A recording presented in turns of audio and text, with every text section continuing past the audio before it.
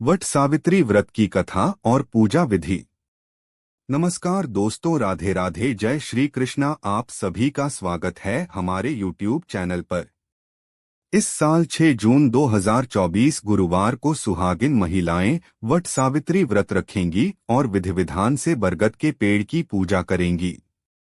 इस दिन सुहागिन महिलाएं अपने पति की लंबी आयु के लिए व्रत रखती हैं। ये व्रत सावित्री को समर्पित किया जाता है। मान्यता है कि ज्येष्ठ माह के कृष्ण पक्ष की अमावस्या तिथि को ही सावित्री ने अपने पति सत्यवान के प्राण यमराज से बचाए थे। तभी से इस दिन वट सावित्री व्रत रखा जाता है।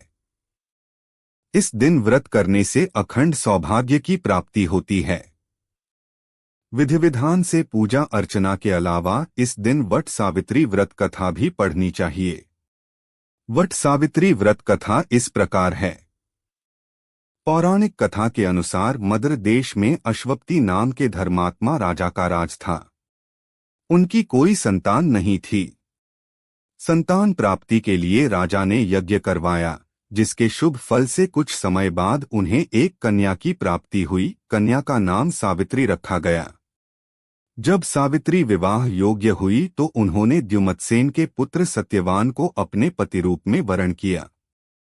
सत्यवान के पिता भी राजा थे, परंतु उनका राजपाट छिन गया था, जिसके कारण वे लोग बहुत ही दरिद्रता में जीवन व्यतीत कर रहे थे।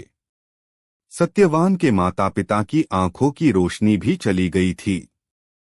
सत्यवान जंगल से लकड़ी काटकर लाते और उन्हें बेचकर जैसे तैसे अपना गुजारा करते थे। जब सावित्री और सत्यवान के विवाह की बात चली तब नारद मुनि ने सावित्री के पिता राजा अश्वपति को बताया कि सत्यवान अल्पायु हैं और विवाह के 1 वर्ष पश्चात ही उनकी मृत्यु हो जाएगी। जिसके बाद सावित्री के पिता ने उन्हें समझाने के बहुत प्रयास किए, परंतु सावित्री यह सब जानने के बाद भी अपने निर्णय पर अडिग रही। अंततः सावित्री और सत्यवान का विवाह हो गया। इसके बाद सावित्री साससुर और पति की सेवा में लग गई। समय बीतता गया और वह दिन भी आ गया जो नारद मुनि ने सत्यवान की मृत्यु के लिए बताया था। उसी दिन सावित्री भी सत्यवान के साथ वन को गई। वन में सत्यवान लकड़ी काटने के लिए जैसे ही पेड़ पर चढ़ने लगा कि उसके सिर में असहनीय पीड़ा होने लगी। कुछ देर वह सावित्री की गोद में सिर रखकर लेट गया। कुछ ही समय में उनके समक्ष अनेक दूतों के साथ स्वयं यमराज खड़े हुए थे। यमराज सत्यवान की आत्मा को लेकर दक्षिण दिशा की ओर चलने लगे। पतिव्रता सावित्री भी उनके पीछे चलने लगी। आगे जाकर यमराज ने सावित्री से कहा, हे पतिव्रता नारी, जहां तक मनुष्य साथ दे सकता है, तुमने अपने पति का साथ दे दिया, अब तुम लौट जाओ। इस पर सावित्री ने कहा, जहां तक मेरे पति जाएंगे वहां तक मुझे जाना चाहिए। यही सनातन सत्य है। यमराज सावित्री की वाणी सुनकर प्रसन्न हुए और उनसे 3 वर मांगने को कहा। सावित्री ने कहा, मेरे साससुर अंधे हैं, उन्हें नेत्र ज्योति दें। यमराज ने तथास्तु कहकर उसे लौट जाने को कहा और आगे बढ़ने लगे, किंतु सावित्री यम के पीछे ही चलती रही। यमराज ने प्रसन्न होकर पुनः वर मांगने को कहा।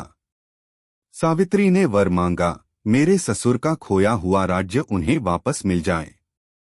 इसके बाद सावित्री ने यमदेव से वर मांगा, मैं सत्यवान के 100 पुत्रों की मां बनना चाहती हूँ।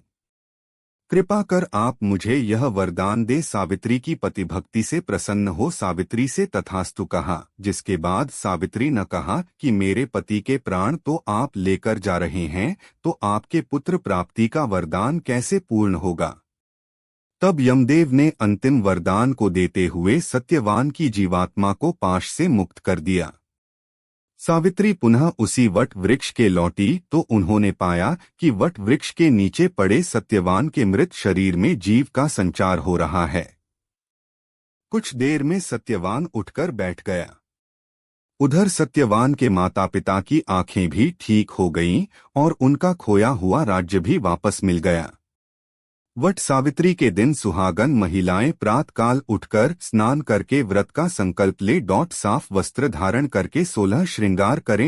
एक बटोकरी में 7 तरह के अनाज रख लें और दूसरी टोकरी में देवी सावित्री की प्रतिमा रखें। इसके बाद वट वृक्ष पर जल चढ़ाएं, फिर कुमकुम अक्षत चढ़ाएं। दीपक जलाकर धूप दिखाएं। अब लाल कलावे को लें और वट वृक्ष के 5 या 7 चक्कर लगाते हुए लपेटकर बांध दें। इस बात का ध्यान रखें कि हर परिक्रमा पर एक चने का दाना वृक्ष पर चढ़ाती जाएं। घर आकर शाम के समय व्रत कथा पढ़े अथवा सुने। वट वृक्ष की पूजा के बाद पति की आरती करें और उनका आशीर्वाद लें। आशा है आप सभी को यह कथा पसंद आई होगी। कथा पसंद आए तो वीडियो को लाइक कीजिए, शेयर कीजिए। धन्यवाद।